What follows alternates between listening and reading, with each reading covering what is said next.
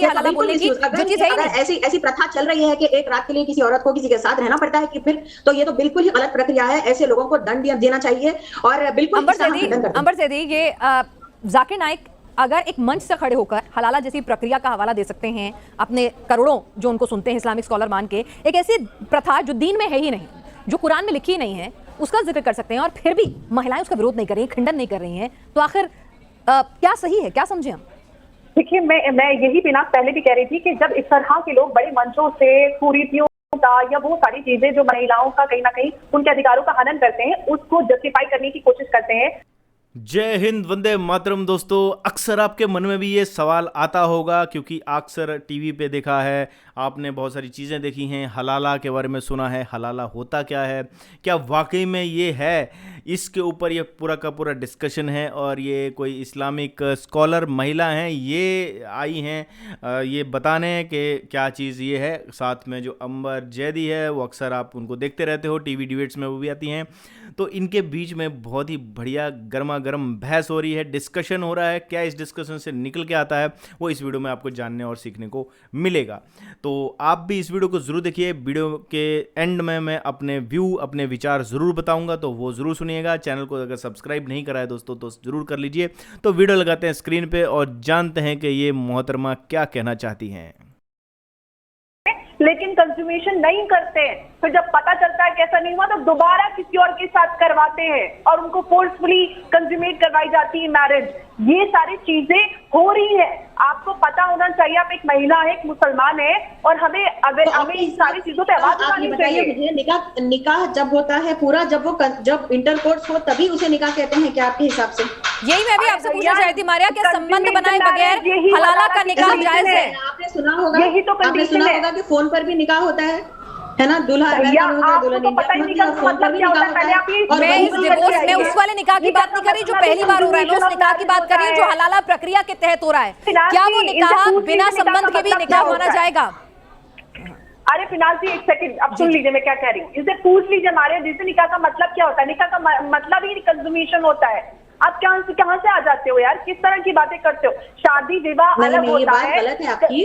देखिए, आपसे मैं एक मिसाल के तौर पे मैं आपको कह दूं, मिसाल के तौर पे आपको मैं कह दूं, अगर किसी लड़की का अगर मेंस्ट्रुअल साइकिल चल रहा होता है और उसका निकाह होता है और अगले दिन उसका वलीमा होता है, तो इस्लाम में मेंस्ट्रुअल साइकिल के दौरान इंटरकोर्स मना है, हराम है। तो फिर वो वलीमा किस तरह होता है? अगर कोई मर्द अगर औरत को छू भी लेता है, क्योंकि इस्लाम में किसी मर्द का औरत को छूना भी हराम है, तो अगर छू भी लेता है तो उसकी मैरिज कंसमेट होती है। ये नहीं है कि उसका इंटरकोर्स होगा तो ही मैरिज, यानी शारीरिक संबंध बने ना बने, हलाला के तहत अगर आपको बस किसी से भी निकाह करना है। जानकारी दे रही है मारिया जी, अंबर जैदी, ये शायद जाकिर नाइक को डिफेंड करने की इनकी कोशिश है।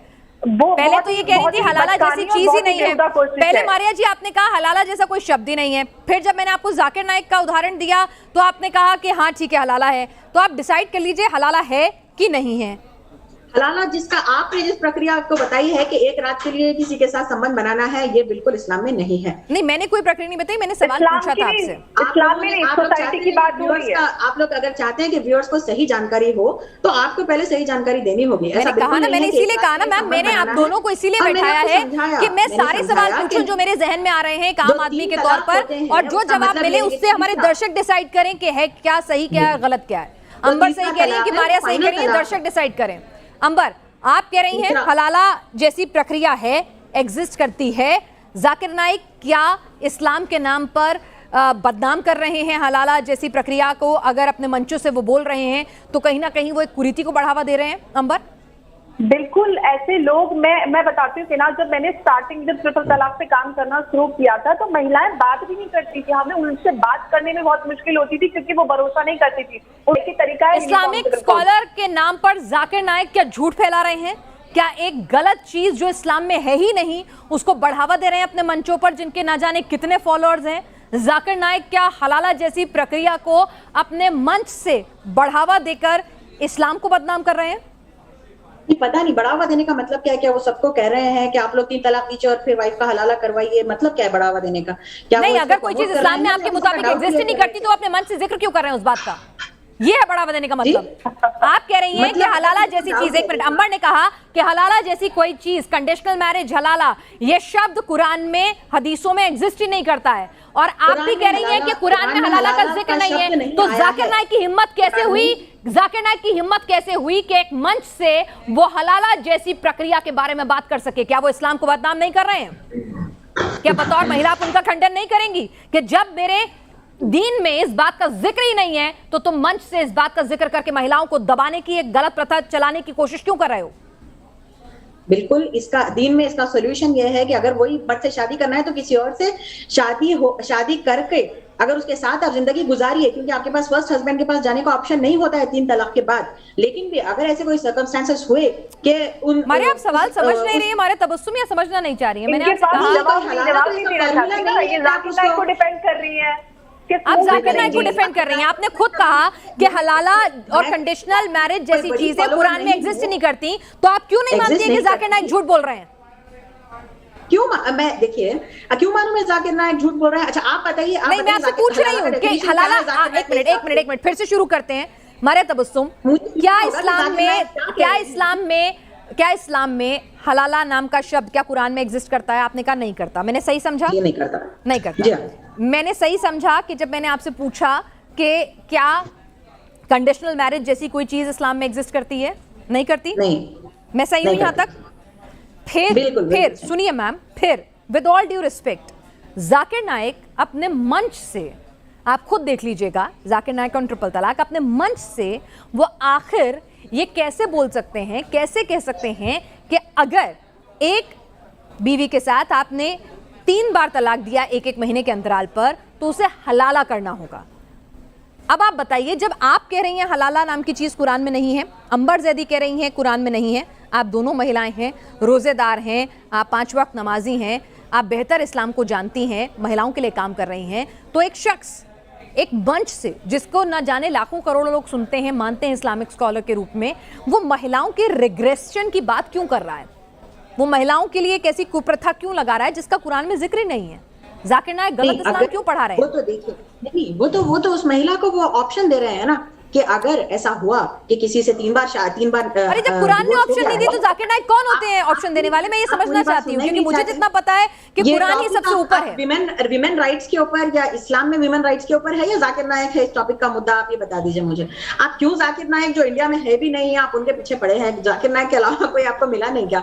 आप विमेन के बारे में, आप जो पीड़ित है उनके बारे में बात कीजिए कि ऐसे सर्कमस्टेंसेस हो सकते हैं। मैं यही समझना चाह रही हूँ कि अगर कोई चीज कुरान में नहीं है तो फिर ये कहां से आ गया हल्ला? देखिए, मैं आपको ये क्लियरली, मेरा जो अंडरस्टैंडिंग है ये है कि 3 बार जब डिवोर्स होता है किसी के साथ, तब आप, क्योंकि डिवोर्स को मुश्किल बनाने के लिए किया गया है। ठीक है, पर कुरान में तो आप भी मान रही है ना कि हलाला जैसा कहीं जिक्र नहीं है। आपने भी कहा नहीं है, अम्बर ने भी कहा नहीं है, तो फिर जाकिर नाइक किस हलाला की बात करें? कहां से मन से उन्होंने अपने मनगढ़ंत हलाला बना लिया? तो हलाला, मैं आपको डेफिनेशन आपको समझाई हूं ना कि हमारे जो मुफ्ती फतवे की पढ़ाई करते हैं उनके लिए एक बड़ा टॉपिक है हलाला। ये बात आप मुझसे बेहतर जानती होंगी मारिया तबस्सुम। आप समझने की तो कोशिश कीजिए। एक पढ़े लिखे मुसलमान से अगर आप ये पूछेंगे, हमारी तरह जो मुसलमान हैं, जो इस्लाम को फॉलो करते हैं और विमेन्स राइट्स के लिए भी हम लड़ते हैं, तो ये मैं कहूंगी कि मेरी जो अंडरस्टैंडिंग ये है कि अगर 3 बार नहीं आ रही, अगर मेरे धर्म में एक चीज नहीं है, मेरे दीन में एक चीज नहीं है, मेरे दीन के सबसे बड़े ग्रंथ में, अगर मेरे सबसे बड़े होली स्क्रिप्चर में, कुरान में, अगर एक शब्द का, एक प्रक्रिया का जिक्र नहीं है, तो ये मुफ्ती मौलाना आखिर किस हलाला की बात करते हैं? आपको तो कंडम करना चाहिए कि तुम्हारी हिम्मत कैसे हुई है हलाला बोलने की, जो चीज है ही नहीं। ऐसी प्रथा चल रही है कि एक रात के लिए किसी औरत को किसी के साथ रहना पड़ता है, कि फिर तो ये तो बिल्कुल ही गलत प्रक्रिया है। ऐसे लोगों को दंड देना चाहिए और बिल्कुल अंबर ज़ैदी, ये जाकिर नाइक अगर एक मंच से खड़े होकर हलाला जैसी प्रक्रिया का हवाला दे सकते हैं अपने करोड़ों जो उनको सुनते हैं इस्लामिक स्कॉलर मान के, एक ऐसी प्रथा जो दीन में है ही नहीं, जो कुरान में लिखी नहीं है, उसका जिक्र कर सकते हैं, और फिर भी महिलाएं उसका विरोध नहीं कर रही, खंडन नहीं कर रही हैं, तो आखिर क्या सही है? क्या समझे हम? देखिए, मैं यही पिनाक पहले भी कह रही थी कि जब इस तरह के लोग बड़े मंचों से कुरीतियों का या वो सारी चीजें जो महिलाओं का कहीं ना कहीं उनके अधिकारों का हनन करते हैं, उसको जस्टिफाई करने की कोशिश करते हैं, तो जो एक आम मुसलमान मर्द है या एक मुसलमान औरत है, वो ये एक्सेप्ट कर लेती कि ये मेरे धर्म का हिस्सा है, और एक मुसलमान आदमी सोचता है कि ये मेरा अधिकार है और मैं तो इसी तरह से अपनी महिलाओं को सजा दे सकता हूँ। तो ये एक तरफ तो हम कुरान में देखते हैं कि सूरह निसा है, सूरह मरियम है, महिलाओं के अधिकारों की बात होती है, लेकिन जब हमारे ही जो इस्लामिक स्कॉलर्स हैं या उलेमा हजरात हैं वो मंच पे खड़े होकर महिलाओं के अधिकारों पे कोई जानकारी या अवेयरनेस फैलाने के बजाय वो महिलाओं के साथ जो कुप्रथाएं हो रही हैं या उनका उत्पीड़न हो रहा है उसको एक तरह से जस्टिफाई करने की कोशिश करते हैं, तो आप सोचिए कि जाकिर नाइक जैसे स्कॉलर्स को जिनको लाखों करोड़ों लोग सुनते हैं कि जाकिर नाइक जैसे लोगों को अगर रोकना होगा तो महिलाओं को आगे आके बोलना होगा। जब मेरे दीन में जिक्र नहीं है, जब मेरी कुरान में जिक्र नहीं है, तो तुम कौन होते हो इस बात का जिक्र करने वाले?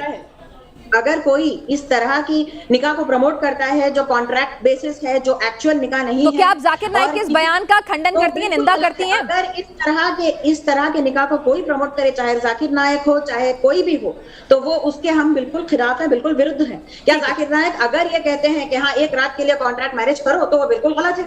अगर कोई भी ये कहता है तो बिल्कुल अरे मानिए जी, समाज में वही हलाला प्रचलित है। अगर मतलब लगा नहीं जाकिर नाइक को कंडेम करने के आगे पीछे नहीं बोल सकती। ठीक है, आप दोनों हमारे स्टूडियो में आए, आपने निकाह हलाला के मुद्दे पर। तो दोस्तों आपने देखा किस तरह से ये चीज़ों को कवर अप करते हैं, लाइव नेशनल टेलीविज़न पे आके डिफेंड करते हैं उस चीज़ को, और महिलाओं को तो पता ही नहीं है। जो जाकिर नाइक का वर्जन है इस्लाम का वो अलग है, मुल्ला मौलानाओं का वर्जन है वो अलग है, और जो इस्लाम में महिलाएं हैं उनका वर्जन अलग है। उन्हें लगता है जब उनके ऊपर आती है, जैसे अभी इन्होंने करा कि ये खुद सोच रही थी, बोल रही थी नहीं वो गलत है, कहीं ना कहीं गलत है, चलो कुरान में भी नहीं लिखा हुआ है, चलो ये गलत है, लेकिन अब मुल्ला मौलाना किस बेस पे करते हैं ये चीज़? और ये चीज़ प्रचलित है कि आप अपनी जो पत्नी है, अपनी जो बेगम है, उसको आप 3 तलाक दे दोगे, तलाक तलाक तलाक, अब तलाक तलाक तलाक दे दिया। अब इसमें होता क्या है कि जो लड़की है, जो औरत है, जो जिसको औरत ही बोलते हैं ये लोग, हम लोग तो स्त्री बोलते हैं, महिला बोलते हैं। महिला और स्त्री एक सम्माननीय शब्द है, लेकिन ये जो अवरत शब्द है ये बहुत ही गंदा शब्द है। तो ये अपनी महिलाओं को 3 तलाक दे देते हैं, और फिर ये लिखा हुआ है कि पति ने क्योंकि उसको मतलब 3 तलाक दिया है तो पति को सज़ा देने के लिए उस महिला की शादी करवा दी जाती है एक अलग शख्स से, और वो उसके साथ जो है वो रात गुजारती है, और सुबह को फिर वो उसको तलाक देगा, तलाक तलाक तलाक, फिर जो सेकंड वाला उसको तलाक दे देगा, फिर वो फर्स्ट वाले के साथ तब जाके शादी कर सकती है। और ये सज़ा किसको दी जा रही है? ये सज़ा दी जा रही है उस पुरुष को, उस मुल्ले को, उस बंदे को जो उसका पति था। तो सज़ा किसको दी जा रही है? पति को। लेकिन झेल कौन रहा है? पत्नी, औरत, जिसको ये औरत कहते हैं, जिसको ये महिला कहते हैं, वो झेल रही है। गलती किसकी थी? पति की।